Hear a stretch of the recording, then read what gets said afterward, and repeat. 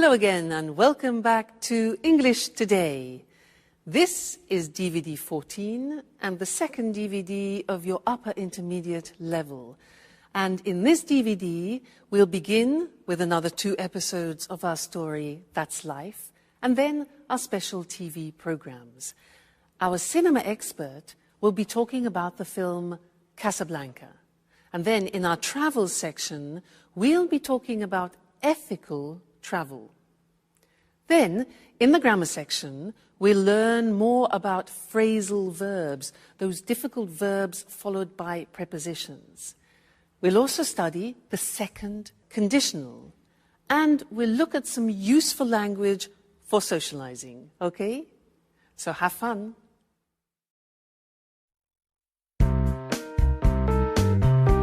Really? Peter was going to punch Jack? That's right. But luckily I arrived in time. I'm glad I decided to check up on them. Wow. What happened next? Well, Jack and I left, and I think Peter and Sharon carried on with their argument. Wow. Oh, it's a shame I wasn't there. But you knew about Jack and Sharon, didn't you? Well, yes. I found out by chance. I came across a photo of them together while I was cleaning one day. Wow. What an incredible story. Could you stop saying wow? This isn't a film. If it were a film, there would be a happy ending. Well, to tell you the truth, I think this is more exciting than The Bold and the Beautiful. What's going to happen now? I have no idea. If Sharon doesn't go to Japan, I think she and Jack will probably get back together. And how are you getting on? If I were you, I would forget Jack. Oh, don't worry about me. I'll get over him. Good girl. If I were you, I would look after myself. There are other fish in the sea, and you are such a great catch. Thank you, Alice. But to tell you the truth, I'm looking forward to not having a man in my life for a while. Don't say that. I know you're hurt, but what would you do if you met a nice, handsome young man who, by the way, loved cleaning as much as you do? Well, if he loved cleaning as much as I do, I wouldn't let him go. But, you know, men like that are pretty rare.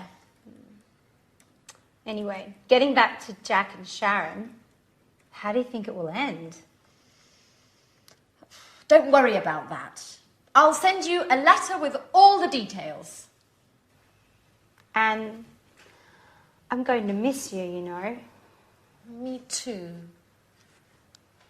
But I'm happy that you're going to work with your father.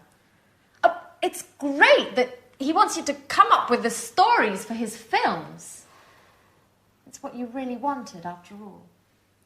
It's true. It's been such a long time since I got on so well with him. And of course, I can't wait to get on with the new film. I'm so excited about it all. Another star in the family. Miss Dubois conquers Hollywood. Actors and actresses doing their best to impress her. No one can keep up with her. Especially because Mars is in line with Scorpio. And what are you going to do now, Anne? Well, the first thing I'll do is look for a new flatmate so I can carry on living in this apartment. You know how expensive it is. If I had the money, I would live here on my own. But you're not alone. There's Jack. And how long do you think he'll stay here? As soon as Peter leaves, he'll only be looking after Sharon and her apartment.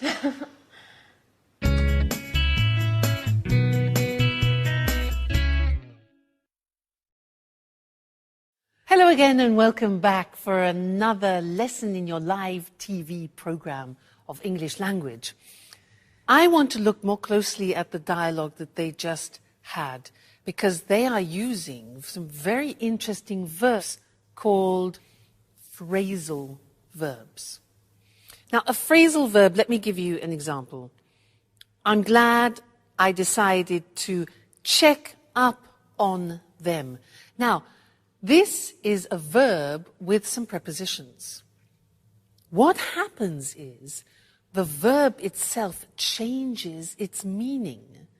And it's actually sometimes very difficult to guess what it means. So, when a verb has a preposition or even two prepositions after it, and it changes its meaning, its original meaning, we call it in English a phrasal verb.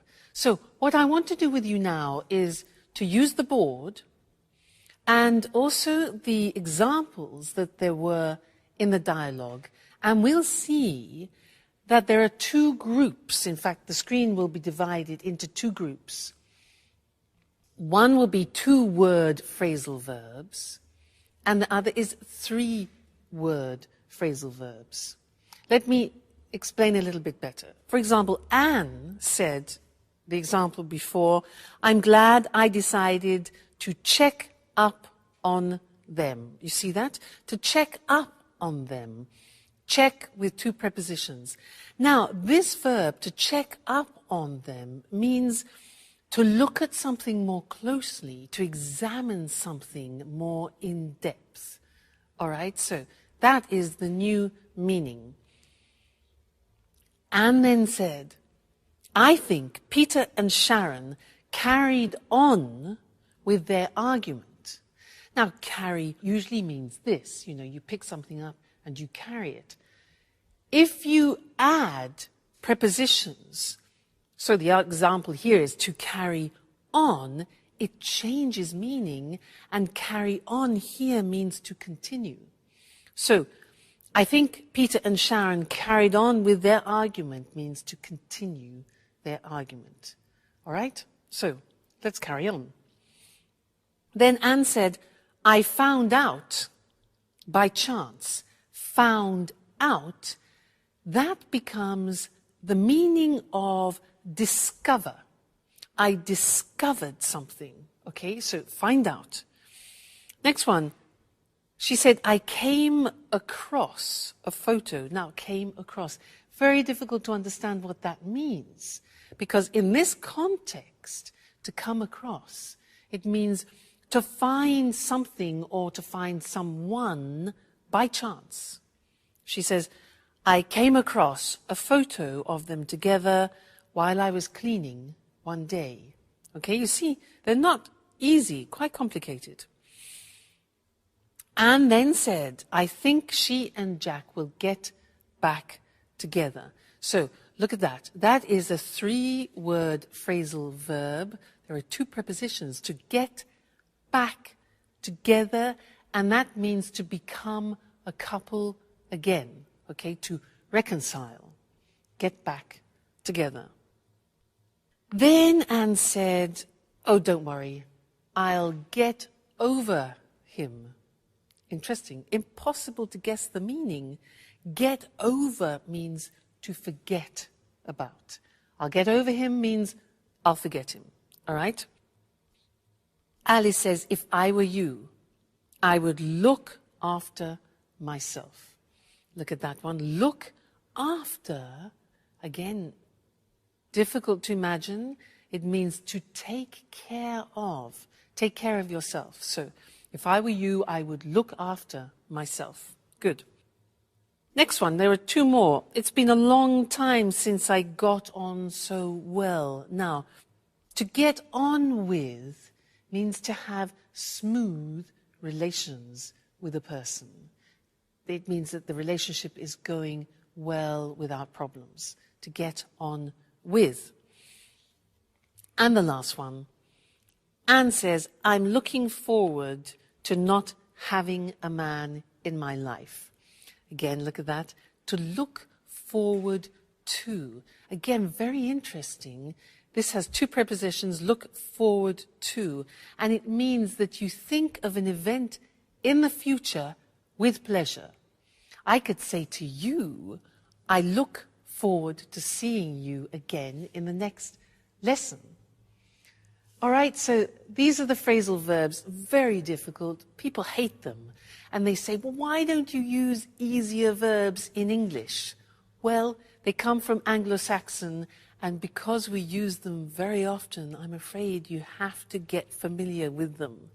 All right? So we'll keep practicing, and I'll see you again. I look forward to seeing you again in the next lesson. Okay? Bye.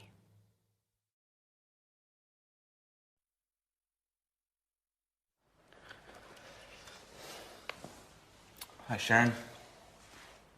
Could I speak to you for a moment? Sure, Peter.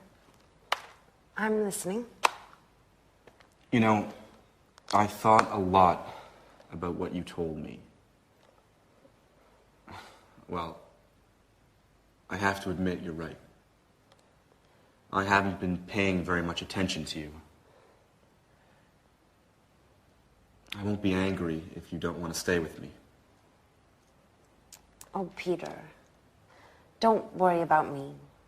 Just look forward to your musical. It's your big break, isn't it?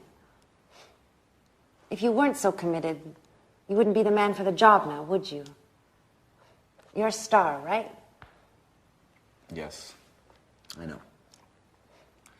It just isn't easy imagining Japan without you. It won't be easy for me either.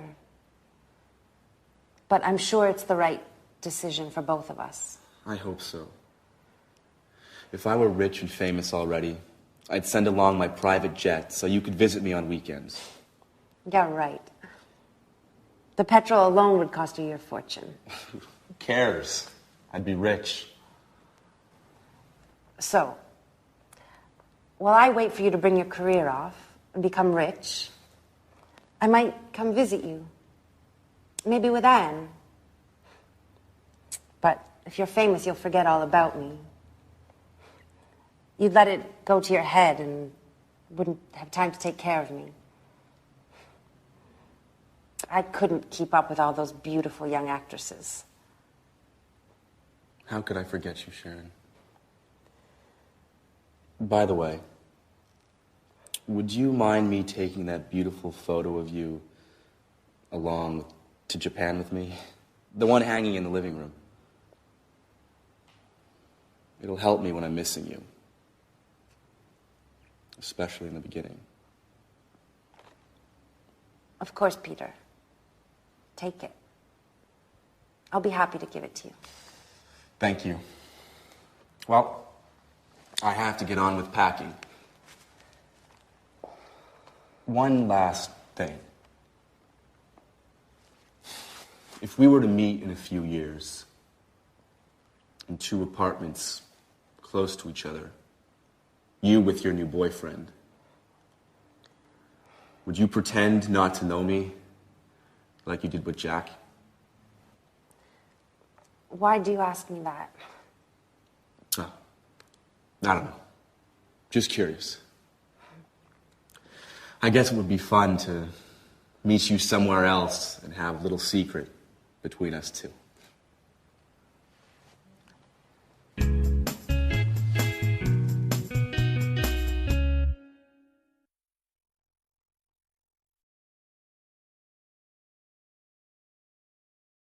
Hello again and welcome back for some more English. Did you hear Peter say to Sharon, if I were rich and famous, I would send along my private jet so she could visit him at weekends? If I were rich and famous, I would send along my private jet? Well, that's a bit improbable, isn't it? But it's useful for us because it means that we can learn another grammatical form, because he was using the second conditional. Remember, in another lesson we learnt the first conditional. This one is the second conditional. So, if I were rich and famous, I'd send along. Now, this is unusual because you say to yourself, wait a minute, if I were, that's not right. Because I taught you, I was, you were, he, she, it was, we were, you were, they were. How can you say if I were?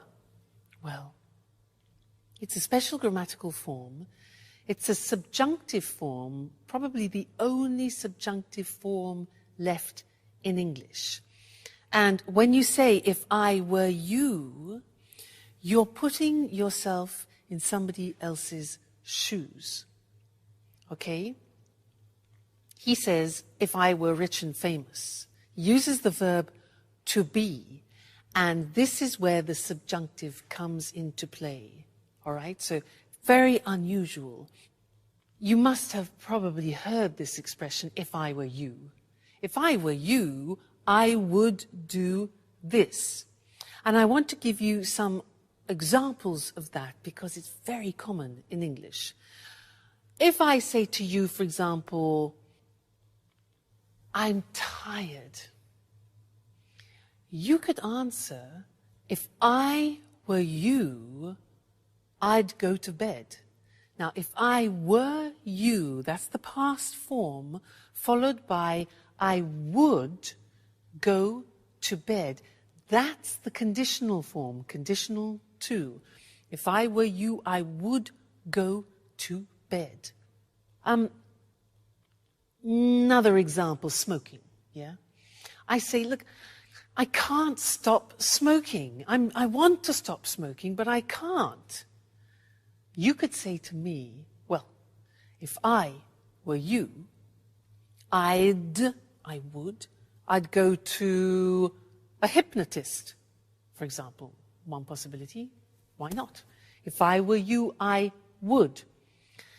Another example, imagine that I am bitten. Look, Mr. Snake bites me. I've been bitten by a snake. I've been bitten by a snake. You could say to me, well, if I were you, I would suck your blood out. Or, if I were you, I would go immediately to a doctor. So do you see how this works? If I were you, I would. Let's go to the screen now because I want to show you that example and also normal examples of the second conditional.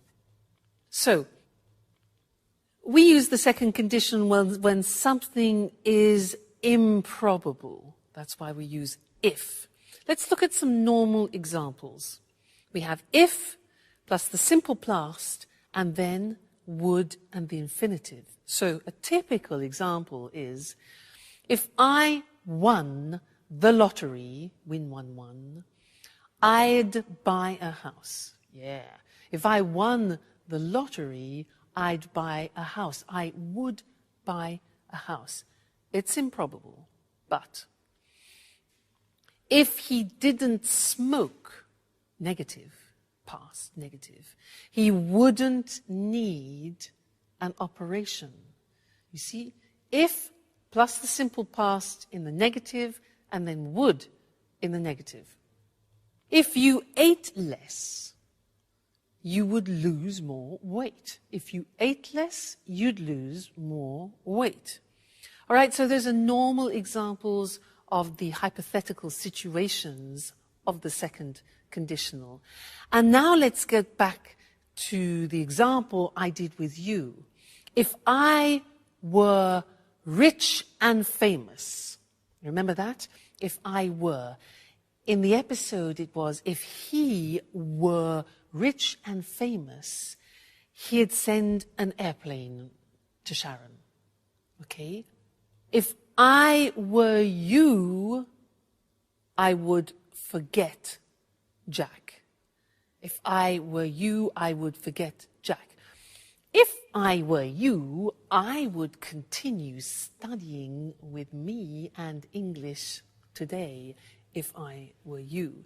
All right, so that's the second conditional for you. There are three. We've studied number one. We've studied number 2, and later on we'll see number 3 too. Okay? So, goodbye for now. Bye.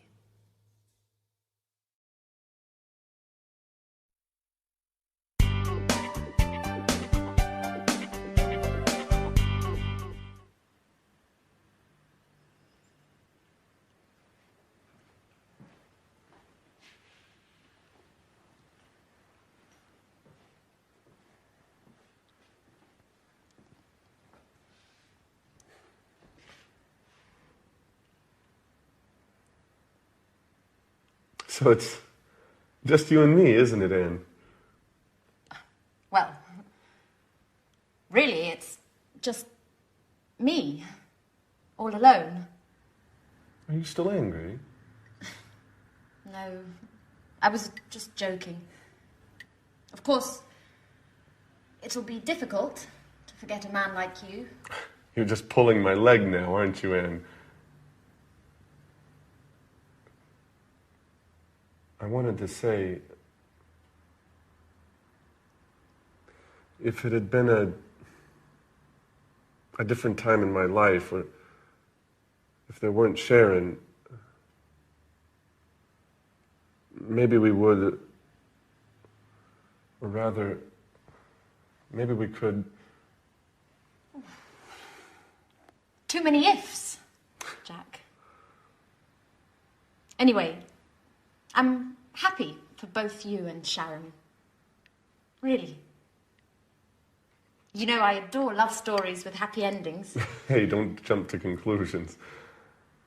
Sharon just left Peter. Okay. Let things take their natural course. You know, as Alice would say if she were here. I really miss her craziness. And her jokes. The house just isn't the same without her. That's true. She always had something to say.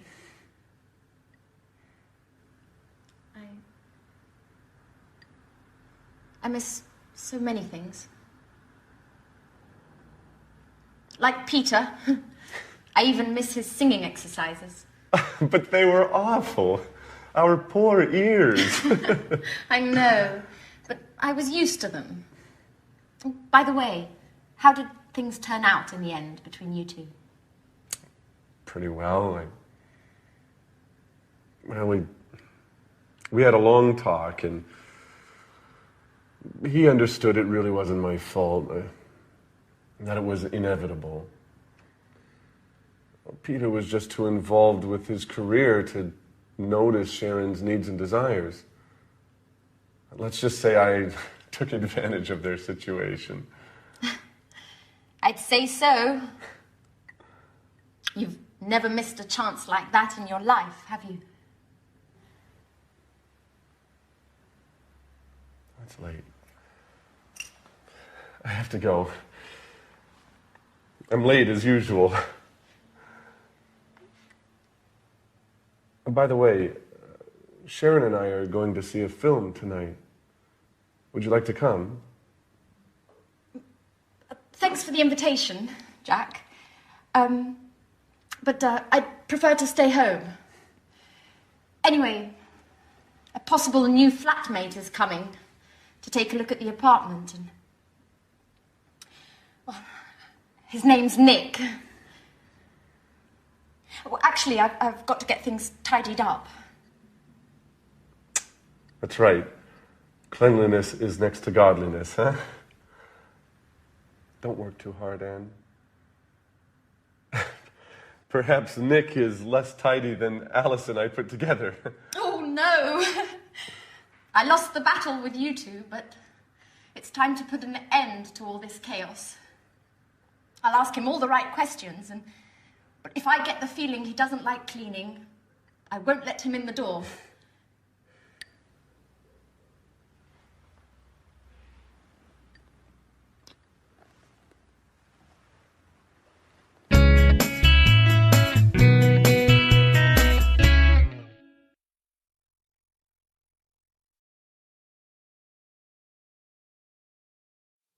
Hello again, everyone. Jack exits and Nick enters. Maybe. We'll see. Now, I have a quiz for you. You've learnt a lot of language up until now, and I want to see how much you remember of what you've learnt. The quiz is this. I will say something which is wrong, and you, with all your grammar knowledge, must correct it. Let me give you an example. I say, when have you gone? Now that's wrong, because when uses the simple past. So we correct it and say, when did you go? All right, so that's the quiz. Your turn. What means this word? What means this word? Yeah, that's a question. With questions you need, auxiliaries. So, what means this word? What does this word mean? Yes. Next one. Has he any brothers? Question.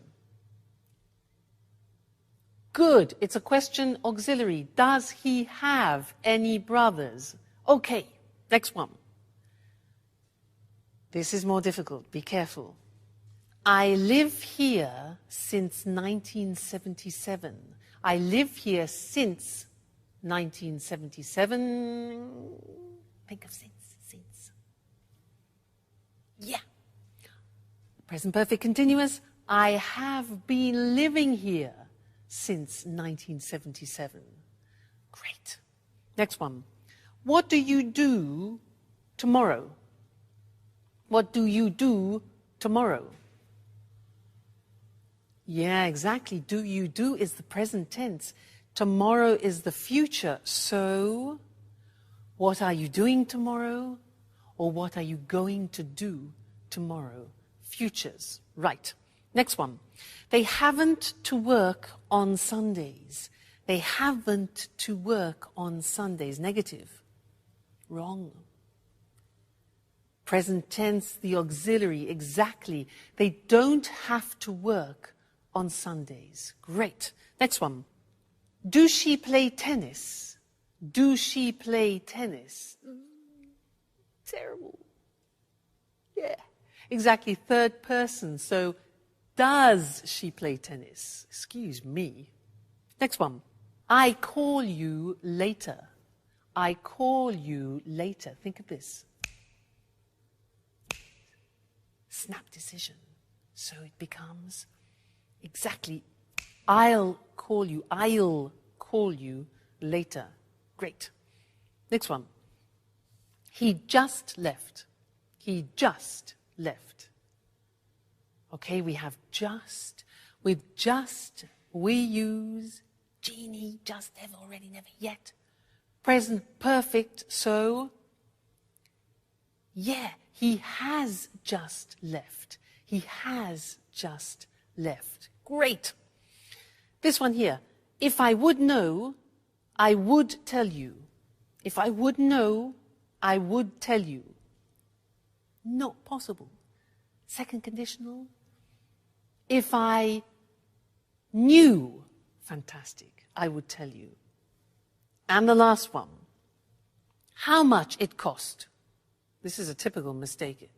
How much it cost. It's a question. You need an auxiliary. So that's it. How much does it cost? Fantastic. You're great. Great students. Keep on studying like this and you'll be able to speak English like me at the end of the course. All right? Great. Well, take care. Keep studying. See you in the next lesson. Okay? Bye.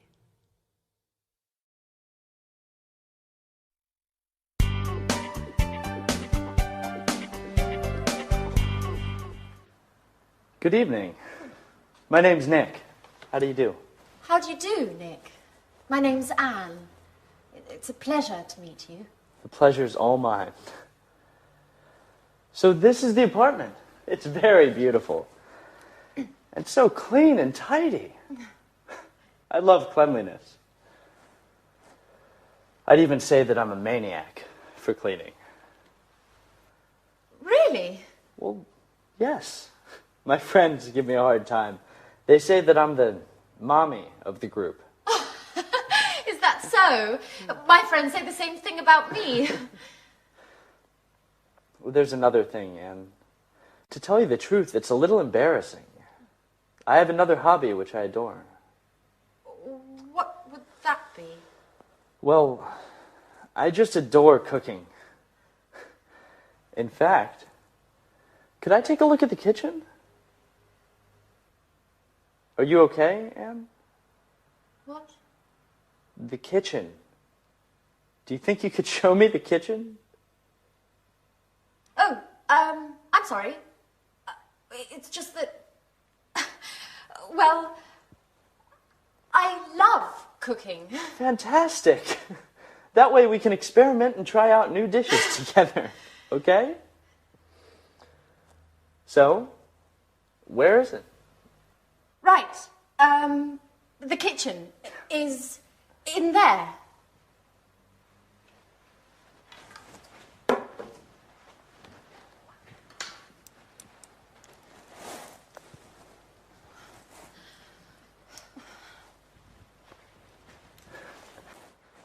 Great. Roomy, well lit, and tidy, just as I like it. I've got to confess that the kitchen is key to whether I come to live here or not. Oh, well, Nick, are you pleased?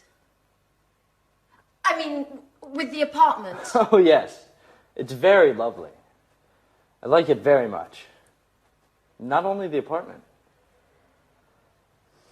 Thank you.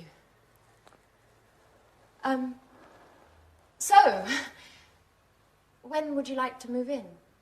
Well, if it's all right, I'll move in tonight. I just need some time to get my things. Oh, that's great. Well, I'll cook up some dinner while you get your things, and then you can tell me what you think.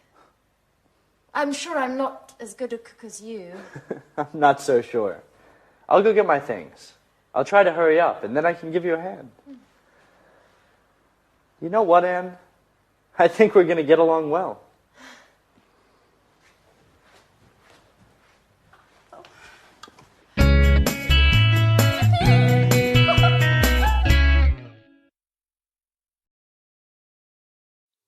So Anne and Nick cleaned happily ever after.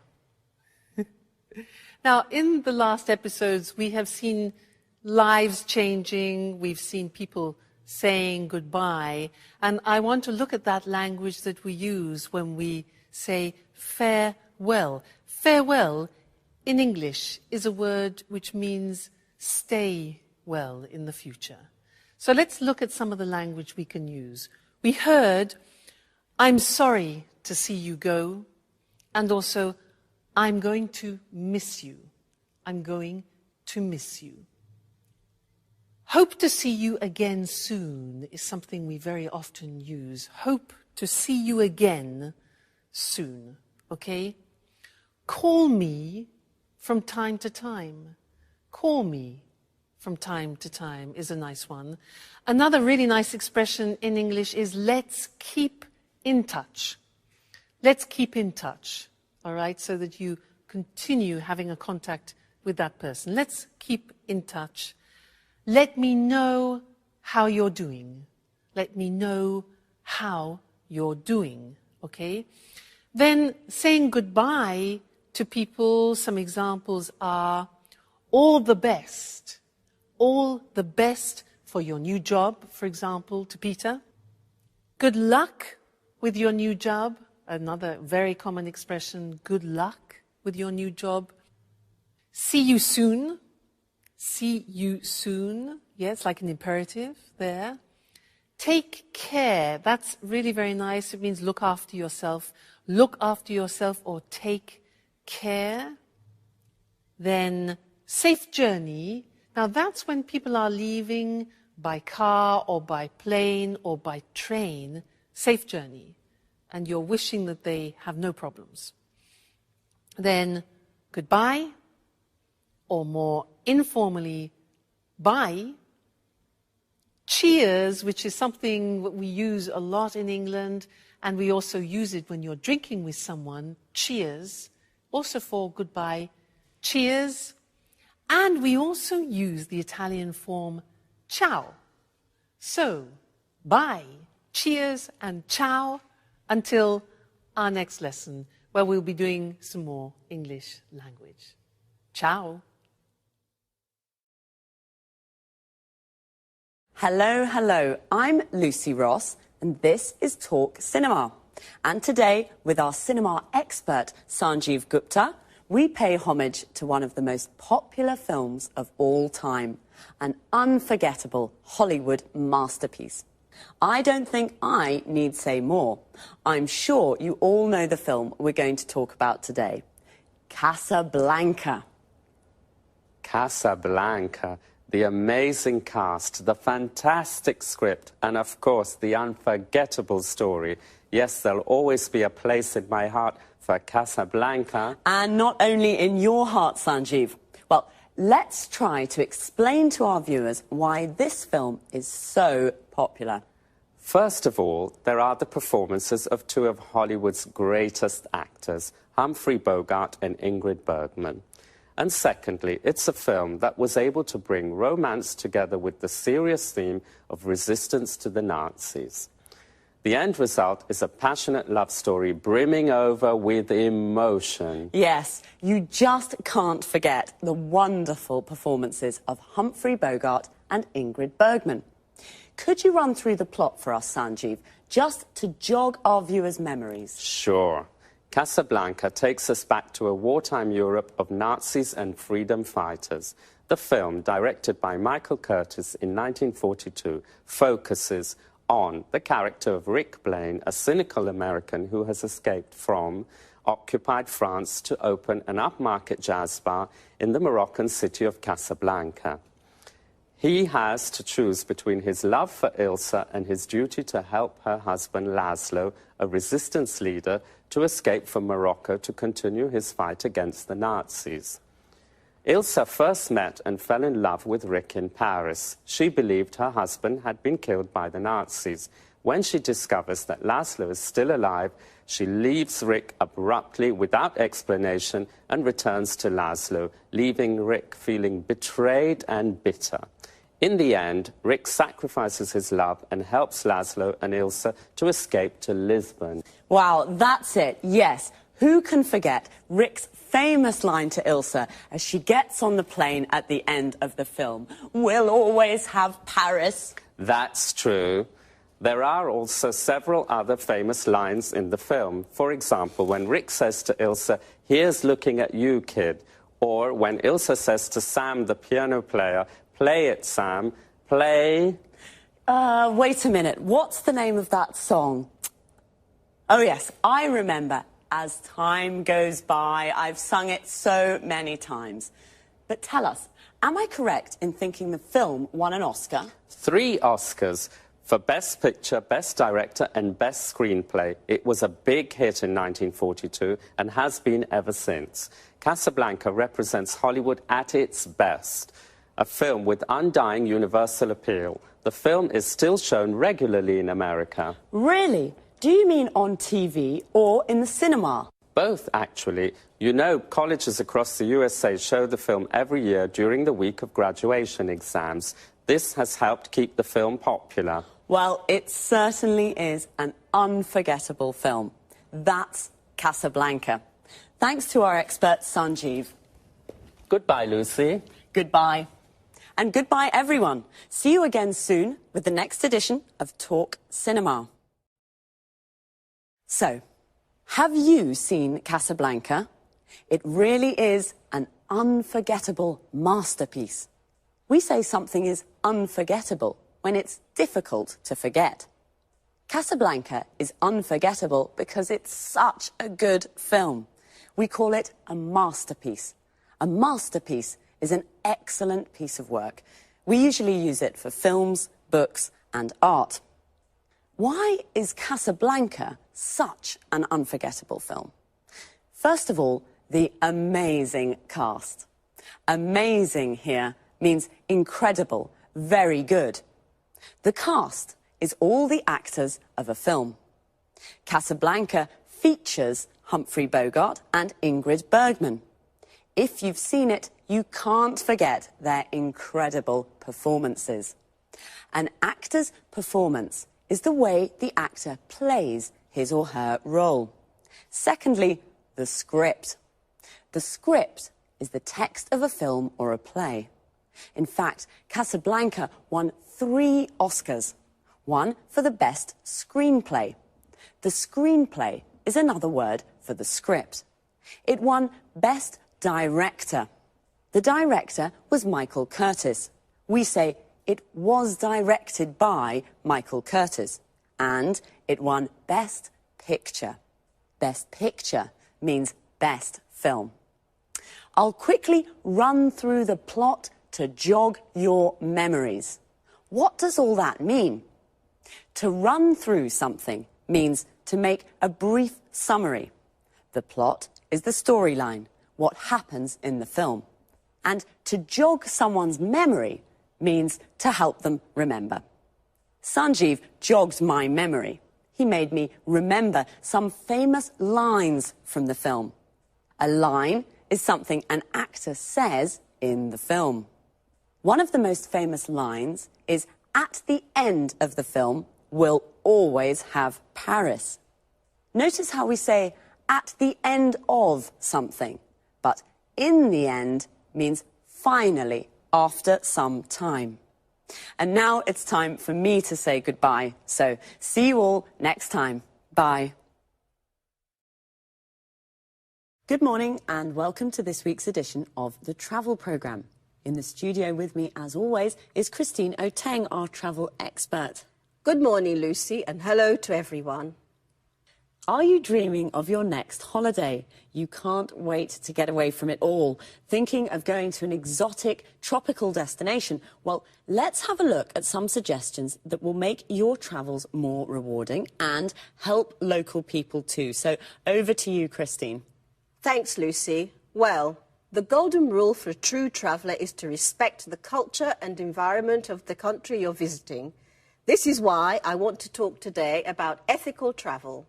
I'm not talking here about a weekend in Paris or a week on a Greek island, but more about tourism to more distant locations in poor, developing countries. Ethical travel is all about what to do when you're on holiday in one of these countries. Can you give an example? Sure. To start with, before you leave home, try to choose a travel company that gives part of its profits to a fund that supports local community projects. You know, with traditional tourism, only a very small percentage of the income generated by visitors actually goes to local people. Most of the money that tourists spend goes to multinational companies. Usually, these companies take their profits out of the country and do very little to help local communities and the local environment. You're right. The tourist industry can be a very cutthroat business. So do you have any other suggestions on how we can travel ethically? Sure. Choose a resort that is built with local materials in the local style, or stay in local family-run hotels. Shop and eat where local people do. Use public transport and try to learn a few words of the language before you leave home. The only way to really get to know a country is to get in touch with local people.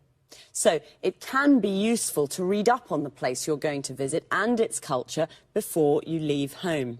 Of course, tourists usually see the local culture as something colourful and exotic without really understanding it very well. It's important, though, to learn about local traditions and to respect them. Do this and your holiday will be much more rewarding experience. One more thing. Do remember to always ask before taking photos.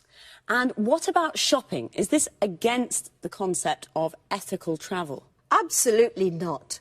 Shopping's always fun, but do use your head when shopping. I mean, try to buy souvenirs from local markets and always pay a fair price for goods. Bargaining's fine, but don't beat the locals down too much. One important thing, never buy souvenirs made from endangered species. This is illegal and damages the local ecosystem. Fine. So an ethical traveller is a responsible tourist who knows how to combine the joys of travelling with a respect for the local culture and environment. Any more advice for us, Christine? Yes, just one last thing. Follow these suggestions and your travels will be a lot more rewarding and much more fun. I'm sure they will be. Well, thanks, Christine, for your really useful tips on how to be an ethical traveller. Well, that's all we have time for today, so goodbye, Christine. Goodbye to all travellers, and remember, travel ethically and enjoy your holidays more. See you soon with another edition of the Travel Programme. Goodbye.